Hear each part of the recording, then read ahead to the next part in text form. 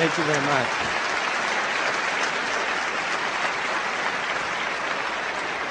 Thank you very much. It's a pleasure to be here tonight with all of you, and an honor to be here with all of you for this evening's performance put on by the Origins Project. I should say I'm Lawrence Krauss. I'm the director of the Origins Project, and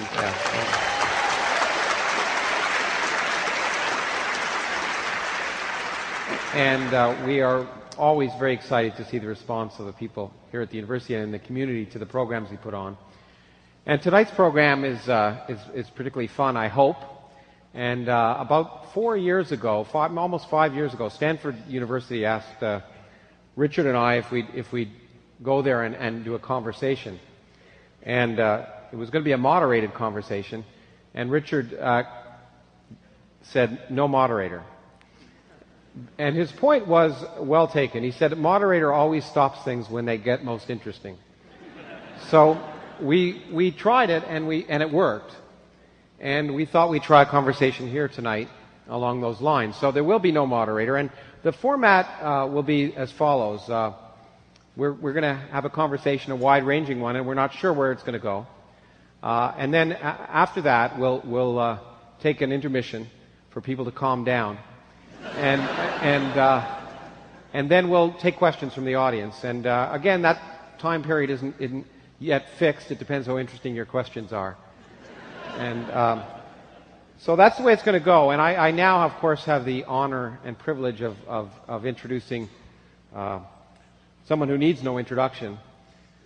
Richard Dawkins was the Charles Simonyi Chair in the Public Understanding of Science at Oxford, but he's also known throughout the world as one of the greatest writers about science living today, or perhaps who's ever lived. He has a following which is remarkable, and I can attest to that. 2 days ago, we were walking around campus together, and I saw people fainting. People came up and shook our hands and were nervous, and Richard produces that. I was going to say it was like walking around campus with Moses. But the difference is that I'm absolutely certain that Richard Dawkins exists.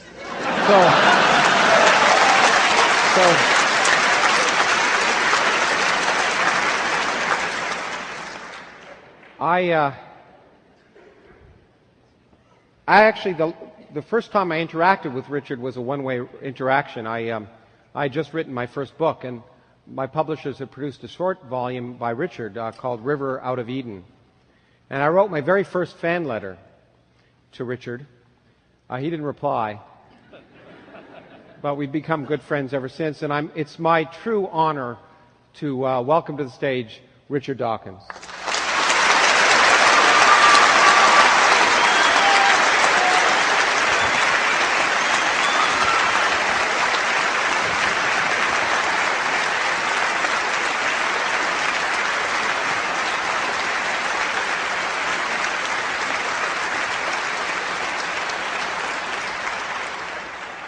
Thanks for coming, Richard, and I know everyone's here to see you, so that's okay. I've made some notes just in case, but we'll see where this goes. Now, the title for this evening is Something from Nothing, which sounds quite self-indulgent, since it's also the subtitle of my new book. But it's not completely for that reason. In fact, Something for Nothing goes, I think, and we think, beyond that. And I wanted to start, Richard, by asking you, sort of, in the context of evolution, what something from nothing means to you. Charles Darwin solved one of the greatest riddles that the human mind has ever solved, which is how you get something from nothing, in the sense of how you get the immense complexity and diversity and beauty and elegance of life, and perhaps above all, how you get the powerful illusion of design that life shows, starting not quite from nothing, but starting from extreme simplicity. So before Darwin came along, it would have been extremely hard to believe that you could possibly explain how you get a human brain, a human eye, a horse's leg, a swift's wing, how you could get such beautiful and apparently elegantly designed things, by purely the laws of physics acting out over a very long time from very simple beginnings. So getting something from nothing, Charles Darwin gives us all confidence.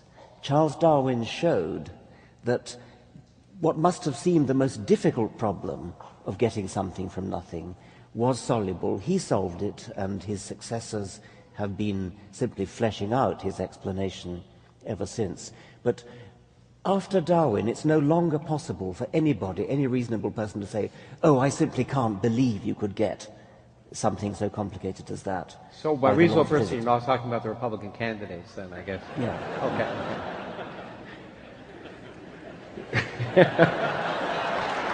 No, anyway, well, we'll try and offend as many people as we can tonight. But I think you're not being fair to Darwin. I think in a sense it's something from nothing. I mean, completely nothing. In the sense that every time take humans, we weren't around,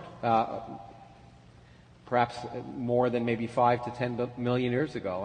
And so, in a sense, every time a new species is created, it's something from nothing.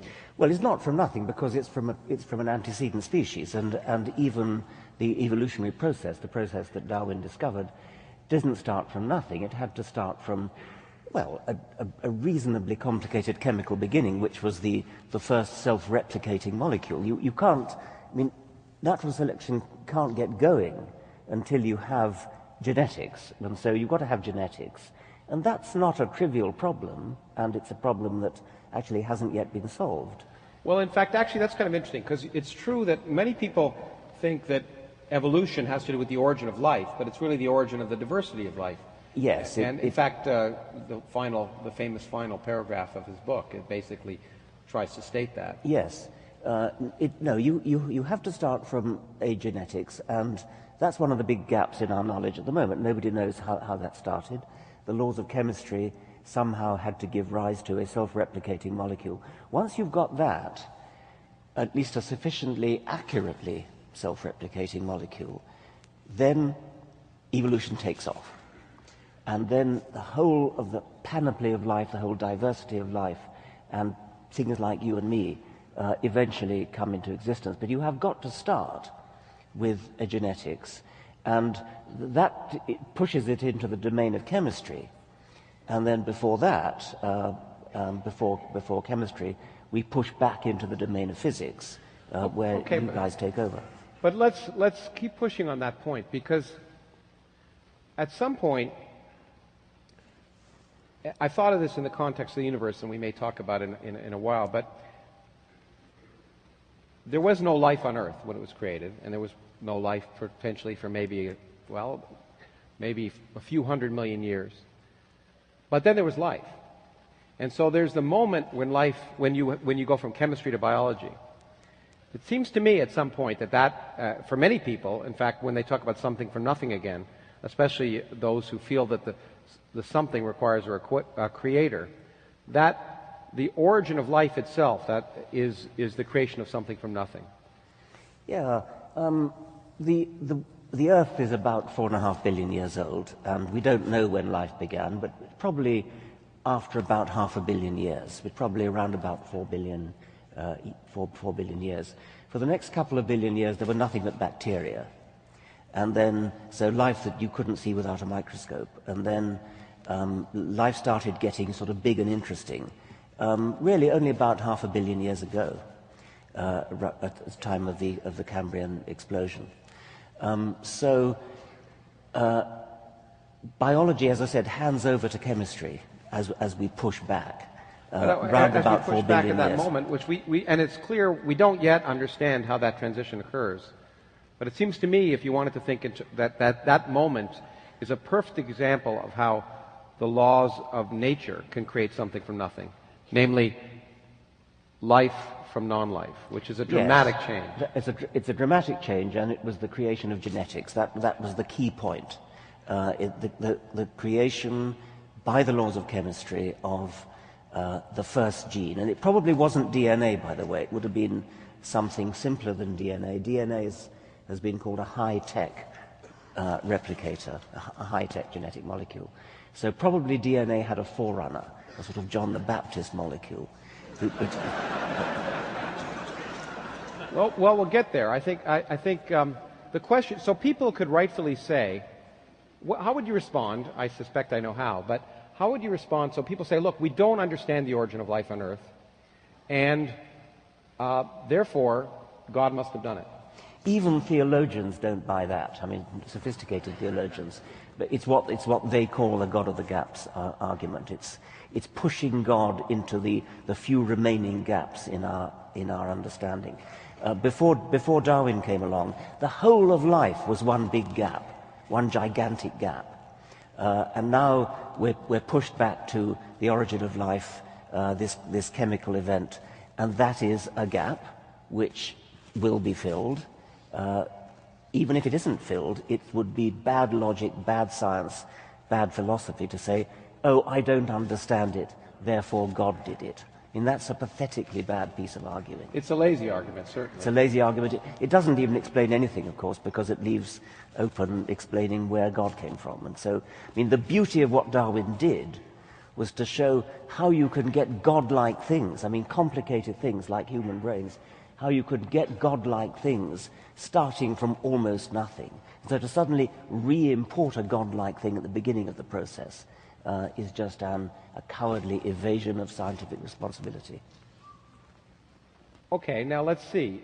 How would you make it? We actually, last time you were here, it was for one of our workshops on the origins of life, where we actually began to talk about the chemistry that might be responsible for not producing DNA but RNA, which is thought to be the precursor. And we're getting very close. Do you think in your lifetime we'll understand we'll get the transition from organic chemistry to biology? I do think so. However, I would make what I think is quite an interesting point. I've made it before. It is possible that this event we're talking about, this chemical event, was an exceedingly improbable event. It's possible that since we think there are about 10 to the 22, you tell me, stars in the universe, some very, very high number of about that. Yeah. And many of them probably have planets. If you want to believe, as some people do, that life on this planet is unique, if you want to believe that we're alone in the universe, then what many people don't realize, if they believe that, is that that automatically commits you to the view that the origin of life was a quite staggeringly improbable event. That has to be true because the number of opportunities around the universe for life to have originated is so large. And what that would mean is that chemists who are trying to solve the riddle of the origin of life on this planet are totally and utterly wasting their time. Because we don't want a plausible theory. What we're looking for is an implausible theory, if you want to believe that life originated only once. Well, I don't believe that. I don't believe that we're looking for an implausible theory, and that is tantamount to saying that I believe the universe is crawling with life. On the other hand, because that argument depends upon the sheer number of available planets, crawling with life could still mean there could be 1 billion independent origins of life, 1 billion islands of life out there, and yet they could be still incredibly rare, because 1 billion is a tiny number compared to the 10 to the 22. Yeah, that's one of the things, of course, that where cosmology comes in. That one of the things that, but it relates to evolution too, because the thing that makes evolution so difficult for many people to appreciate, from my experience, and I'm sure from yours, is that life has been around for a long time, and a human time scale is very short, and it's very difficult to imagine such long time scale. So even if rare events happen in the evolution of life, with 4.5 billion years, there's lots of time for many rare events to happen. Similarly, in the universe, the thing that people don't realize is that rare events happen all the time because the universe is big and old. And the example I've used probably on this stage before, to me, it's one of an amazing example of that is the reason we're here before life, the fact that as I've often written, that we're all stardust, that every atom in our body came from an exploding star, and the atoms in your left hand may have come from a different atom, from a different star than the atoms in your right hand, because during the Big Bang, the only elements that were made during the first moments of the Big Bang were hydrogen, helium and a little bit of lithium. And lithium may be important for some people in this audience, but the really important stuff, the carbon, nitrogen, oxygen, was made in stars. And the only way it can get into your bodies is if the stars were kind enough to die so you would be born. But stars die only about once per 100 years per galaxy. And so it seems like, how could that happen? And in fact, but nevertheless, in the age of our galaxy, 200 million stars have exploded. Yeah. And if you look with a telescope, or to get a very powerful telescope, go out to a dark spot outside Phoenix and look at a dime-sized hole in the sky, with the most powerful telescopes we have today, you can see 100,000 galaxies in that little dark region of the sky. So rare events are happening all the time, and the same is true in a biological context. And I think it's that the fact that we live a brief 100 years or so, and that makes evolution so difficult for people to comprehend. Our brains were sculpted by natural selection on the African plains to only perceive timescales of a very short order, of a few years, a few decades. Then, if you say that a star explodes once every 100 years or so in our galaxy, the number of centuries that our galaxy has been around is a very large number of centuries. And the number of centuries available for evolution to have taken place is extremely large. This is exactly as you say. One of the main reasons people don't understand evolution is that they cannot grasp the immensity of time that's been available. You sort of idiotic statements like, well, I'll believe in evolution when I see a monkey give birth to a human. I mean, I've seriously heard people say that. Oh yes, so have I. In fact, I was going to ask you exactly that. What do you say to people? I was testifying in Texas to try and keep evolution in the schools there, and a woman got up and said, my grandfather wasn't a monkey. I said to her, well, in your case, it's not so clear, but what do you say? I mean, I think that's probably one of the biggest misunderstandings about what evolution is, and it's probably worth explicitly pointing out the fallacy of that. So why don't you? Yeah, well, I mean, I suppose it's mostly the sheer length of time that there's been around. People, many of them think that evolution is talking about monkeys giving birth to humans. They don't realize that it's 25 million years ago that we had a monkey for an ancestor. That we have a common ancestor with monkeys. It's not as if... Well, and then right. People say, why are there monkeys today if evolution happened? Yeah, and that displays a kind of arrogance that assumes that all that monkeys ever want to do is turn into humans. I mean, some of them go the other direction too, but I guess. The point is, evolution is a constantly branching, diverging process.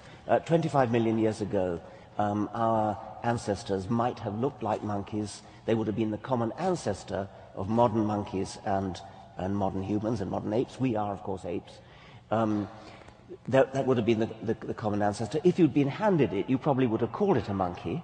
I mean, it would have been monkey-like, and you would have called it a monkey. So I suppose the main thing to get across to that idiotic woman that you described is that we are descended from common ancestors, and that monkeys are doing very nicely as they are, as monkeys. They've gone on, branching and branching and branching, living in trees, doing all sorts of different things in trees, eating fruits, eating insects, eating leaves, doing monkey-like things extremely successfully.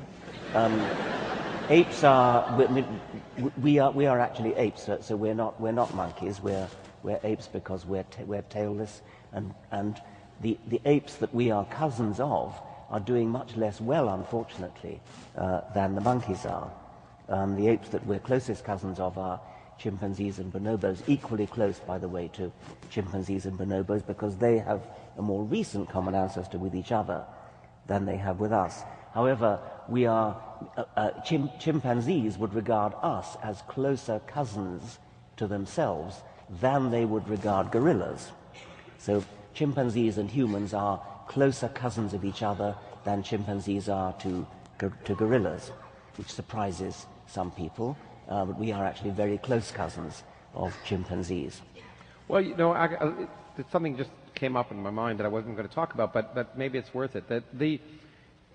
When you talk about the fact that the great apes are doing poorly, in fact, we are living, due to humans, in probably one of the greatest periods of extinction of life on the planet. More species are probably going extinct now at a faster rate than, other than perhaps when there were global catastrophes like a meteor hitting the Earth and killing the dinosaurs, perhaps, or something like that. But one of the things that may be worth stressing, especially when we talk about intelligent design, which we won't talk about much. But I'm all for intelligent design. I'd like to see more intelligent design. I'd like to see exactly. Yeah. But in nature, one of the arguments that's worth pointing out when people argue that we're designed and the whole Earth was created so we would be here, and we'll get to that in a moment, is the fact to realize that probably 99.999% of all species that have ever existed are extinct. Yeah. Which doesn't suggest good design. No. Well, nothing suggests design. Well, that's not quite true. I mean, superficially, things look designed until you look closely at them, and then you see all the bad design features, all the what an engineer would see as design faults. I mean, sort of really crazy things that any decent engineer would send back to the shop for doing. I mean, things like the recurrent laryngeal nerve that goes down into the chest and then back up again, rather than going by its most direct route to its end organ. The kind of thing. It's exactly what you'd expect if we're historical accidents, rather than if we're designed. Now, the other argument that I often get when talking is first is the monkeys and people argument, and then the next one is if evolution really happened, why isn't it happening now? And so, it is. It's happening all the time, but once again, on a timescale that's mostly too slow for us to see. We are condemned to live only for a few decades, and that's too slow, too small a timescale to see evolution going on in the sort of interesting animals that we like to see. We can see it in bacteria only too vividly, because, of course, that's why antibiotic resistance is such an immensely important medical problem. If doctors at the time of the invention of penicillin had their Darwinian wits about them, they would have been able to predict that resistance to antibiotics would have evolved very fast, which indeed it has. And by the way, I hope there are some doctors here, it's very, very important for doctors to understand Darwinism, and I recommend Nessie and Williams's book on Darwinian medicine. It's got the ridiculous title, Why We Get Sick. Why would any doctor buy a book called Why We Get Sick? But the real title of that book is The Science of Darwinian Medicine, and I wrote a blurb for it which said, buy 2 copies and give 1 to your doctor. So if there are any doctors here, please read that book. It's very important. You know, it is interesting, because I don't know if you've had this happen, but I've had people write me saying, I'm a medical doctor, and I don't believe in evolution. That's a disgrace. Yeah.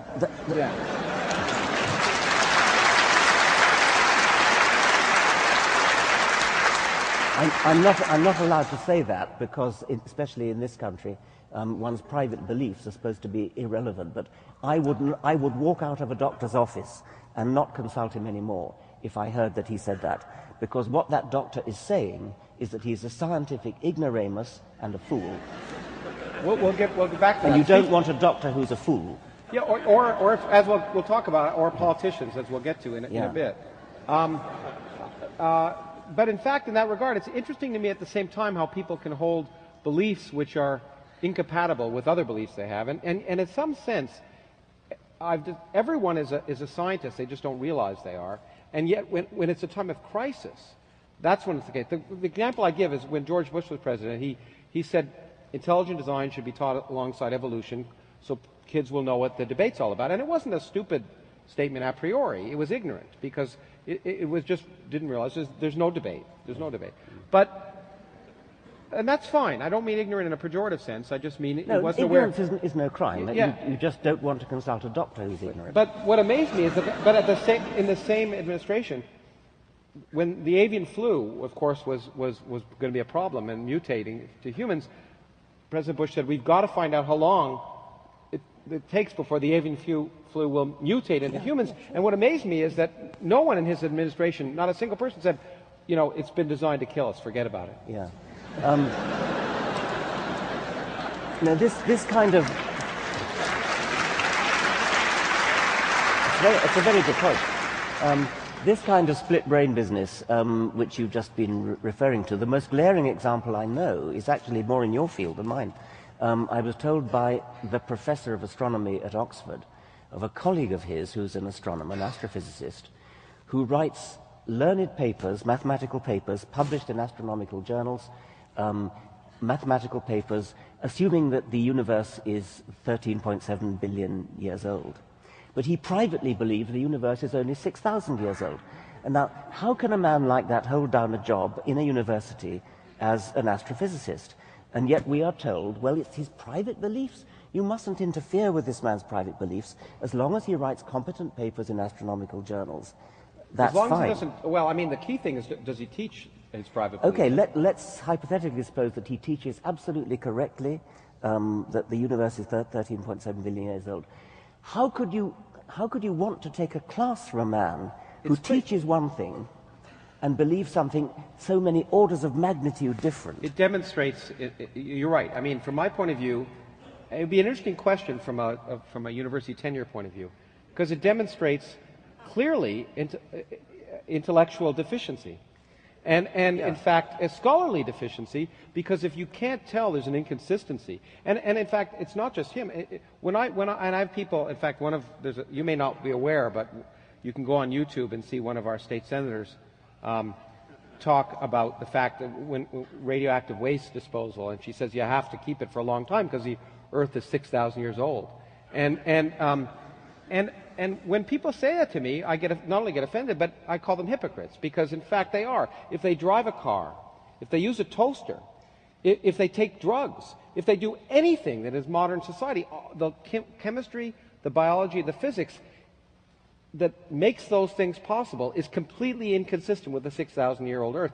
So you cannot believe that and use a car or get an airplane without calling yourself a hypocrite. And in fact, this person clearly, in my mind, you're absolutely right, is not competent to teach in a university. Yeah. I'd have to say. We'll get to astronomy in a bit, but before we get to the, we've talked about the sort of obvious problems that people have with evolution and some of the misconceptions. But let's jump ahead and talk about some forefront science, so we can do that this evening. What do you think is the most exciting sort of set of developments that are taking place in evolutionary biology, or I mean, we heard some of them at the meeting that we had, that you and I were at, and I know what excited me the most, but I wanted to see I mean, at that meeting which we had here, we were talking about the origin of life, and the questions like how much of what we know about life on this planet had to be true because there's only one way for life to be, and how much of it just happens to be true, and therefore, by implication, if you discover life elsewhere in the universe, it'll be different. So, for example, I would put my shirt on saying that there has to be a genetics of some sort. I put my shirt on the genetics having to be extremely high fidelity, which DNA is. But I wouldn't put my shirt on it being DNA. It's got to be something that's just as good as DNA. I think I might put my shirt on protein being the actual executive part of the equation. And I think I would put my shirt on protein not being the genetic molecule itself. Protein is very ill-suited to being a coding molecule, to transmitting information. So the separation between a genetic molecule and an executive molecule is probably something that all life has to have. And probably it's got to be protein. I mean, protein has this remarkable property of coiling up into an exact three-dimensional shape determined by its one-dimensional sequence of building blocks, of amino acids. But still, these are questions which biologists need to talk about. Could you imagine an alternative biochemistry which is different from ours? In fact, there were some at our meeting. People were trying to build genetic sequences with 6 sets of base pairs instead of 4. That's right. I mean, you could certainly imagine a different kind of genetic code. And before the genetic code was established as a triplet code, no less than the great Francis Crick played around with alternative genetic codes. And indeed, he found one that looked much more intelligently designed than the one we actually have. But maybe it doesn't have to be a triplet code. Maybe you could have more than 4 bases, 4 letters of the alphabet. And these are all interesting questions which are at the moment unsolved. One of the things that hit me, and I'll go out on a limb, although not that much of a limb perhaps, during our meeting, as you pointed out, biology comes from chemistry. And we were discussing processes that are getting closer and closer to the origin of life. We had a geologist here from ASU talking about some remarkable fact that in extreme environments, as could have existed in the early Earth, right now it takes energy to build up complex biomolecules. And so it seems, how could you imagine building up something like RNA or its precursor? But in fact, under extreme conditions, you can show the reactions go the other way, that in fact it's endothermically favorable for large molecules to be built up. But when I started to see what people who were trying to develop alternative sequences were doing, it seemed to me more and more, I would be very surprised personally if in fact life could be any different than it is. I mean, you can imagine differences, but as you point out, life is historical. It had to come from chemistry, and therefore it had to come from energetics and entropy, and it was driven in a certain direction. And when at this meeting, as listening to the chemists, I began to think that maybe the possibilities are restricted, and in fact, the reason life has the form it has is that while if you designed it, you could create anything.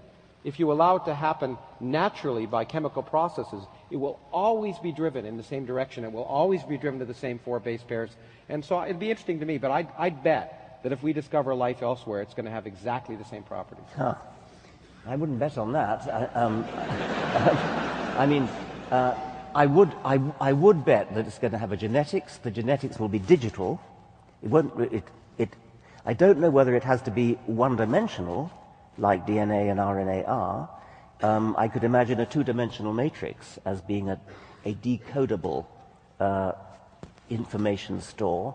I don't think it could be 3-dimensional because you can't read out from a 3-dimensional object so easily. Though we're doing that in physics, but yeah, eventually you could. Eventually you could, maybe. I don't know whether it would be multicellular, and one of the remarkable things about life as we know it is that we are made of trillions of cells, and every one of them has a complete set of all the genes in it. That's not obvious to me that life's got to have that. When you get to larger properties like eyes and ears and wings and things, that would depend on the physical conditions. Well, but it'll be interesting to see if we discover life elsewhere exactly that case. And I suspect, I would be surprised if we didn't find life elsewhere in the solar system, but the problem is it's probably our cousins, because we've learned You think it's contaminated? The planets have contaminated each other. By meteorites, because we know that there have been meteorites from Mars landing here. And we know that life can exist in extreme environments now, and certainly survive the 6-month trip. At least microbes could survive embedded in rock. So it would be the big surprise, as a friend of mine at Harvard who studies these things and is involved in Mars missions looking for life. The biggest surprise would not be to find life on Mars or extant life on Mars, but rather to find out that it wasn't our cousins. And so it'll be interesting to see what happens in that regard. Well, Paul Davies, of course, would like to find a completely alien form of life right here. Because if we could find 2 geneses, then it would indicate that life is not so rare. That would be just wonderful. It's sort of the principle of looking for your keys under the lamppost, because that's where the light is rather than... Well, exactly. Now, but this leads to a question which may allow us to segue to another area, which is when we'll find out, I hope, whether life is unique, Einstein asked a question in the case of physics, which I suppose you could ask in the case of biology. He phrased it poorly because Did God have a choice? Yeah, he said, did God have a choice in the creation of the universe? And by that he didn't mean God. He meant, is there just one set of laws of physics, and if you twiddle one knob, will the whole thing fall apart? But I think it's an interesting question also in the case of biology, and we'll find out. Did God have a choice in the creation of life in that sense? Is there one? We've talked about that, and you've come down heavily on one extreme, which is that there is no choice, and I came down on a slightly less extreme. But going to the physics question and the idea the physical constants, whatever it is, half a dozen or so numbers, which physicists can't explain at the moment, but just simply accept as physical constants. If you twiddle those knobs, and you get would you get a different kind of universe? Would you get no universe at all? Is there only one way for a universe to be?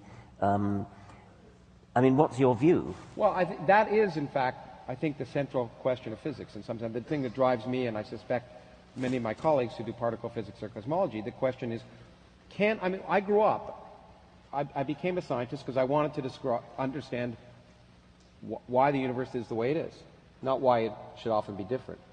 And therefore, the suspicion and the way science has worked for 400 years is that, since Newton at least, and Galileo probably before that, is that in fact,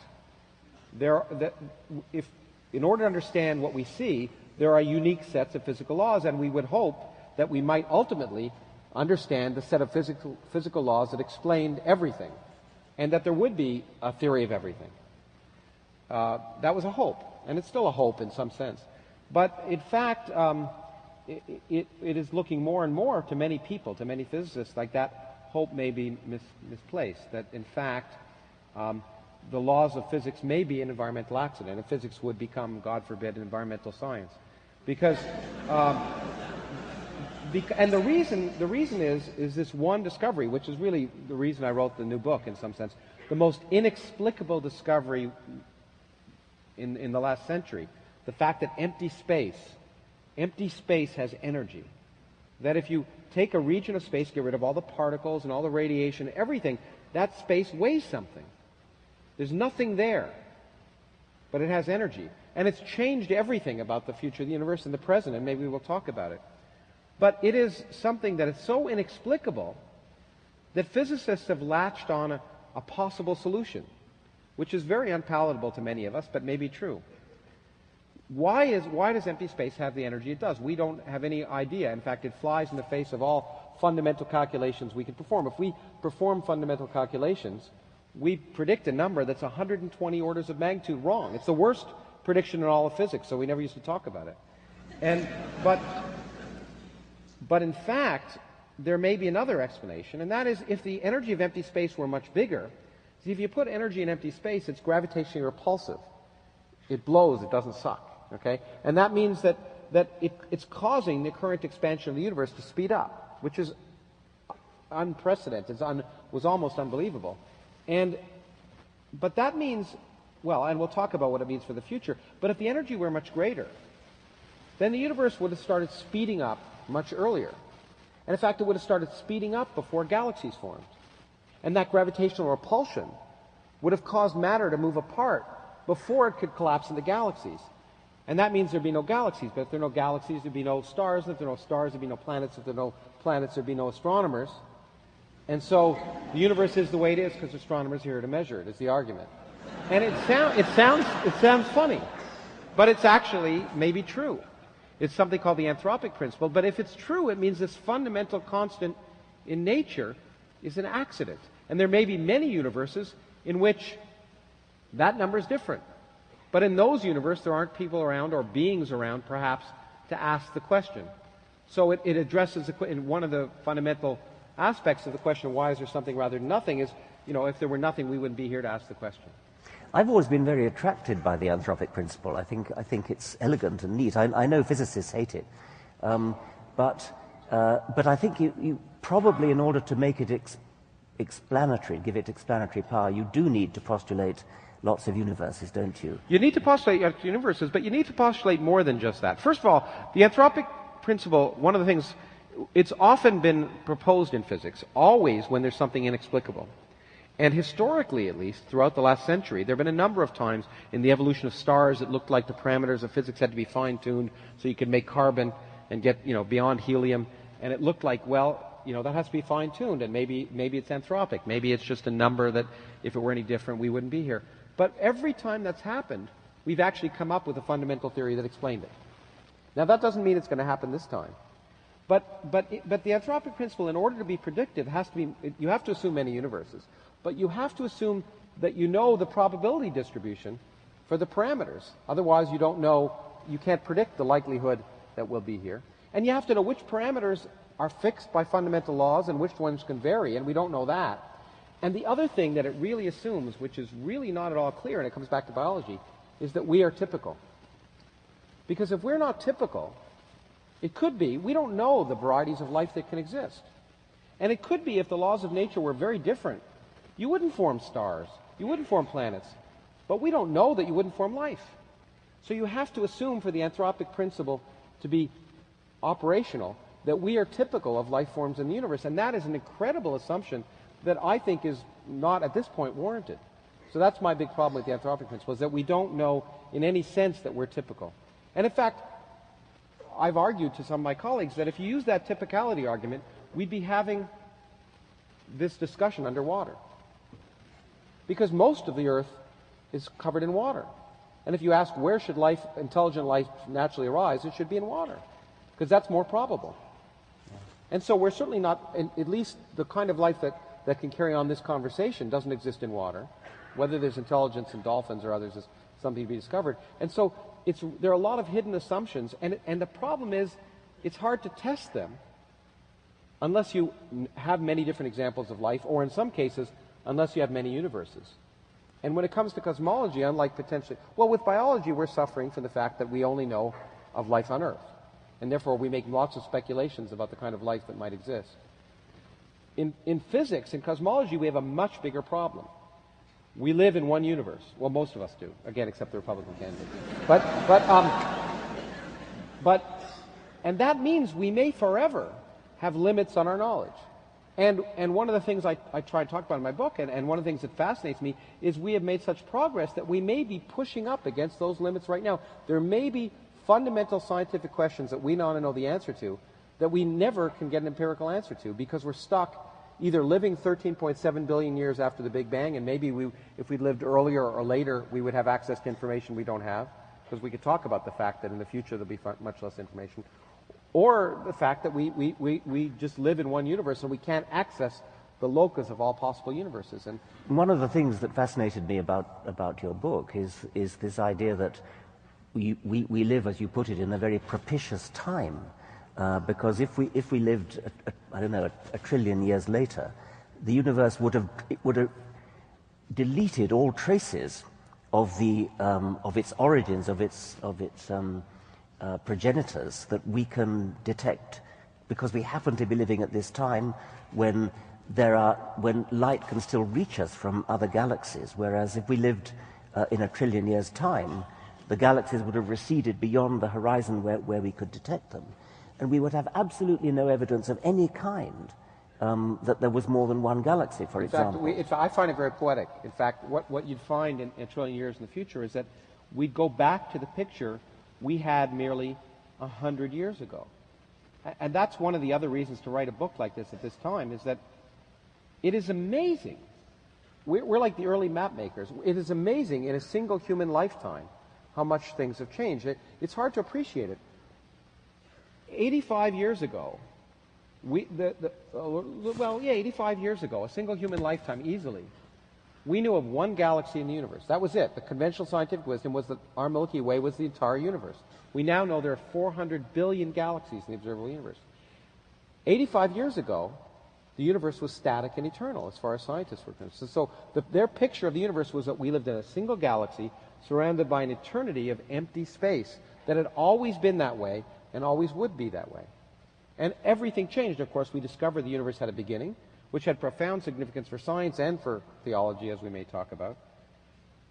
And if you go in the far future, what is kind of remarkable to me is that beings who live on what will be the Milky Way galaxy, because we're going to collide with our neighbors and we'll form some big, not a nice spiral galaxy, but probably something called an elliptical galaxy. But there'll be stars around in 2 trillion years, stars like our sun, that therefore have solar power, and there'll be organic molecules, and there'll be planets around them, and therefore you could imagine life forming around those stars.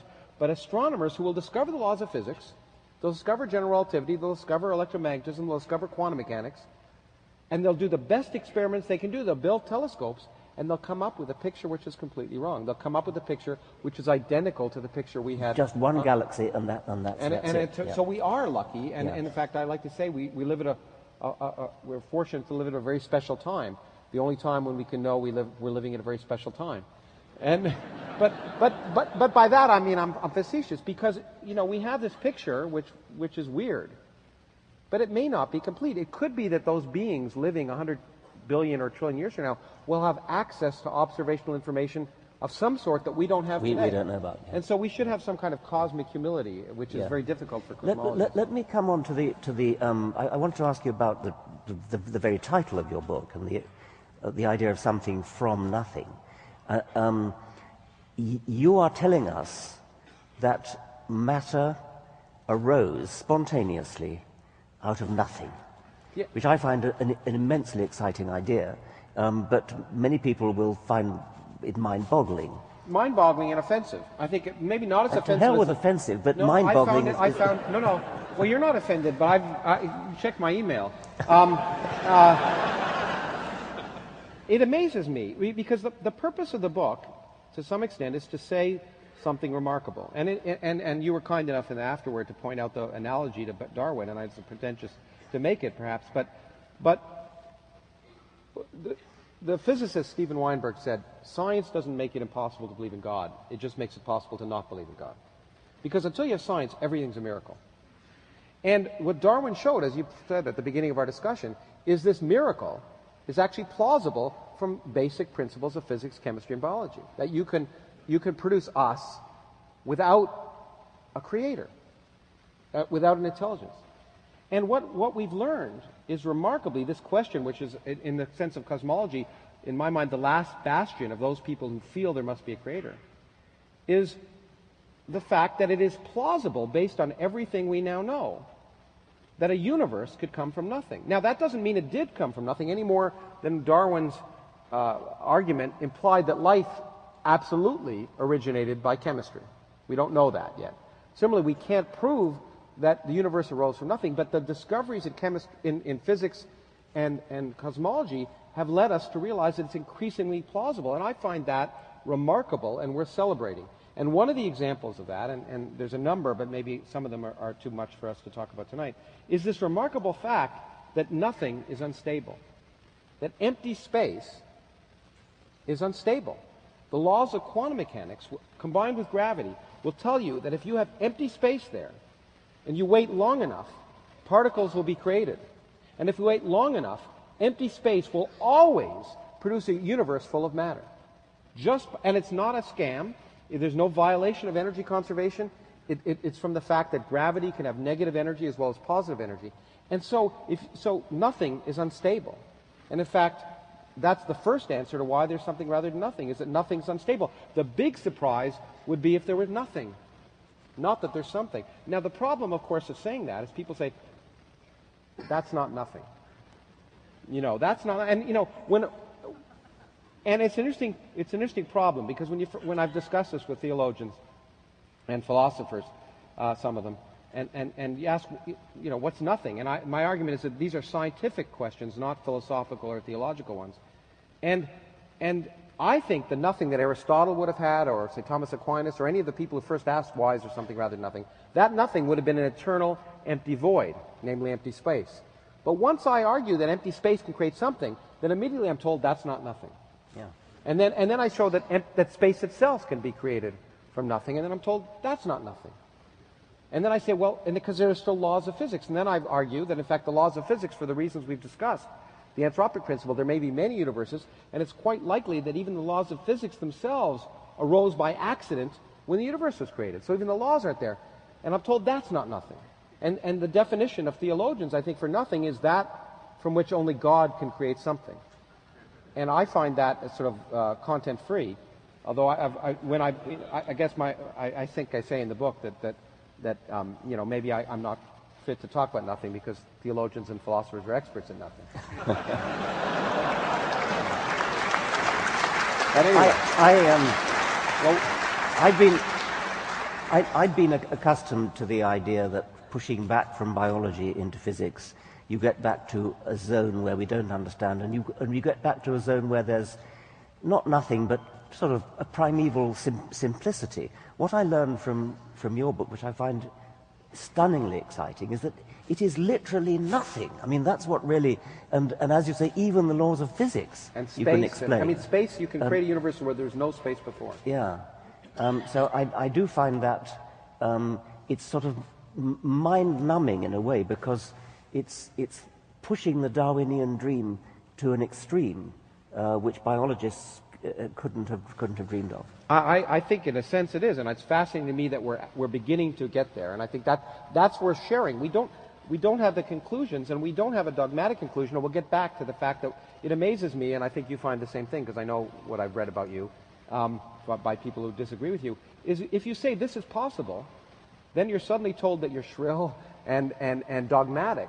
But we'll get there. But before we do, I mean, one of the things that we just talked about is how amazing the universe really is.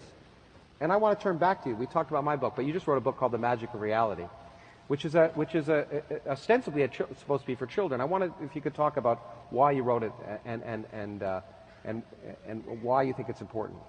Well, any scientific book that's important is worth writing for children, because they're the future, and as is often said, the sort of natural born scientists in any case.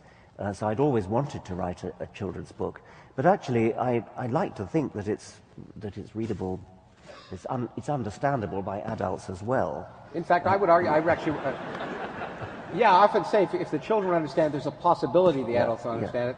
But in fact, I wrote a blurb for the back of the book, and I really think, actually, while it is in principle called a children's book, it actually addresses the very questions that not just children but adults ask. The kind, maybe you can indicate a few of the questions. I haven't attempted to answer these very profound questions we've been talking about, which belong in the field of modern physics, 20th century, 21st century physics. I haven't tackled that at all. The physics that's in The Magic of Reality it's 19th century physics. But most people don't know 19th century that's physics. Right. I think it's. I mean, I don't want to do a disservice to people, because you can get along in life apparently without knowing it, but to be able to deal with those basic concepts without being patronizing, and I think the book isn't patronizing, I think it makes it accessible and of interest to adults too. I mean, it's questions like why do we have winter and summer? Why do we have night and day? I mean, even easy questions like why do we have winter and summer? It's amazing how many people think the reason we have winter is that's when the Earth is furthest away from the sun. I was going to ask the question here. Are you okay? No, it's all right. We've already given it up. But okay. But I mean, I haven't. It's just if there are any Australians present, they would. They would know the difference. Yeah. In fact, studies have been shown, if you ask that question, the majority of people will say, in summer the Earth is closer to the sun than in winter. Well, as an Australian would say, Northern Hemisphere chauvinism. Yeah, exactly. It's the tilt of the Earth, and it's described there. But when you were writing with kids in mind, did it change the way you wrote compared to when you were writing? I think just a bit of restriction of vocabulary. I like to, when writing for adults, use the full vocabulary at my disposal. And I think it's fun to, we have a beautiful instrument in the English language, and I think we should use it to the full. But when writing for children, I would tend to avoid using words that too many words that need to be looked up in the dictionary. I mean, there's no harm in looking words up in a dictionary, and we should all do it from time to time, but you don't want to look up too many. So that's really the only restriction. That was the only restriction. Otherwise, so. You didn't find your writing style had to change at all. Don't think so. No, no. Yeah, I didn't notice it when I read the book, and I was wondering if there was any conscious thought in your mind. Now, this allows us to segue to something which we would be remiss if we did not discuss, which is religion, and science and religion in some sense. I would suggest that one of the reasons that it's really important to teach kids about science is that they're often that they're brainwashed from a young age with other ideas. Do you want to talk about that a little bit? Maybe the fact that...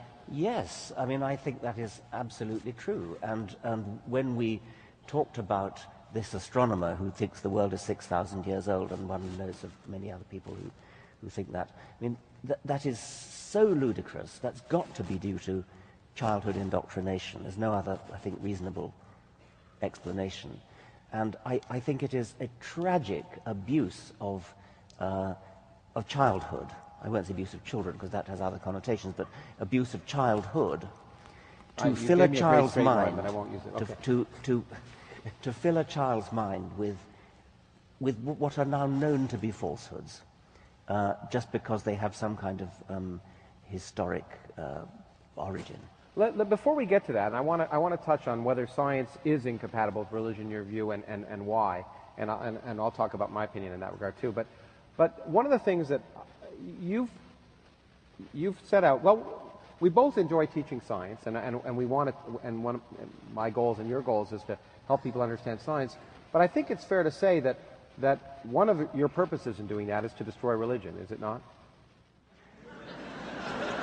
Well, I love truth. I love scientific truth. And in my own field of biology, ever since Darwin, we've got a very, very long way towards understanding it. And I'm now learning that in your field, we're coming stunningly close to understanding everything. And that is such a beautiful idea, such a wonderful, exciting, exhilarating idea, that it is, I would go as far as to say, an obscenity to fill a child's mind with a parochial, small-minded, petty, medieval alternative, which has nothing going for it whatever.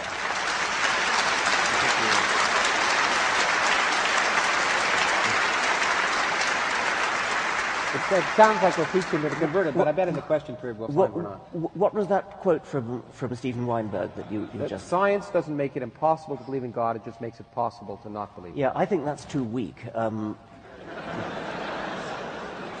the following sense, that it doesn't just make God redundant, it doesn't just give God nothing to do, which it certainly does. I mean, biology, ever since Darwin, has left God nothing to do. And it now sounds as though physics is doing the same thing. But a God who has nothing to do is still a complex, improbable entity of exactly the kind that we spent our lives explaining. So the whole Darwinian enterprise and the whole enterprise that you're engaged in physics is to explain how we can get to things like gods and explain them. And so if you suddenly then import a god at the beginning of the universe, that's a betrayal of the entire scientific enterprise. It's not just that God's not necessary. God's an excrescence, a carbuncle on the face of science. Well, okay, in fact, I agree with it. Actually, we were talking earlier, I think it's even stronger than that, in some sense. God is not, in order for God to do everything God has purported to do, God has to be much more complex than we are. In fact, you're imagining a being of incredible complexity, in fact, in religion, unfathomable complexity, and you're just positing it by fiat. But you're saying that the complexity of the regular complexity that you or I can't be made by natural processes, and you're postulating that the pre-existence of something that's far more complex than we are. Precisely. I mean, that's exactly right. And not only does God have to be a master physicist and so on, he's got to be in telepathic communication with everybody praying to him. He's got to know all our sins. He's got to forgive us if he feels like it. He's got to cure people of cancer if he's asked to. I mean, all those sorts of things which are simply adding to the problem. So I think the Weinberg quote that you gave is just too weak. I think we can say positively. Well, I think at the same time, and I think one has to be careful.